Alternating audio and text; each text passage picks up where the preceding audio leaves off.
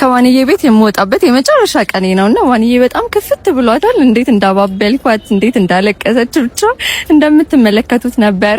እና ቀይን ደግሞ ከቤቴ እንዳለ ጠቅለየ የማወጣበት ቀን ቀይን ከአሮጌው ቤቴ ወደ አዲሱ ቤቴ የሚቀይሩልኝ ሙቨሮች መተው ስለነበረ ከዋንዬ ቤት ቀጥታ ወደ በፊቱ ቤቴ ነበር ጉዞ ያደረኩት። የሚገርማችሁ ነገር አሁን ቤት ምቀይረው በፊት ከምኖርበት ሰፈር እጅግ በጣም የተራራቀ ነውና እንዴት ቅር እያለኝ እንደሆነ አልገባችሁም። ምክንያቱም ይሄ ሰፈር ከቤተሰቦቼ ጋር እንደበጣው ከአንድ አመት በላይ የኖርኩበት ነውና የሆነ የተወለድኩበትን አካባቢ ትቼ እንደምሄድ ነው ፊል እያደረኩ ያለው። ብቻ ስለ ሁሉም ነገር እግዚአብሔር ይመስገን። እንደምትመለከቱት ደግሞ የቤቴን እቃዎች መርፌ የሚባል ነገር እንኳን ሳላነሳ ይሰበራሉ ብዬ የፈራኋቸው እቃዎች ራሱ ምንም ነገር ሳይሆኑብኝ በስነ ስርዓት ጥንቅቅ ብለው ፓክ ተደርገውልኝ ፈርኒቸር የነበሩትንም አዳዲስ እቃዎች ጭነውልኝ በምትመለከቱት መልኩ አዲሱ ቤቴ ደርሰን ደግሞ እዛም ምንም ነገር ሳላነሳ ደርድረው ጨርሰውልኝ ህይወቴን በጣም ነበር ያቀለሉልኝ። እናንተም ኮንታክት አድርጓቸው፣ ከታች አካውንታቸውን አስቀምጥላችኋለሁ። እወዳችኋለሁ። ባይ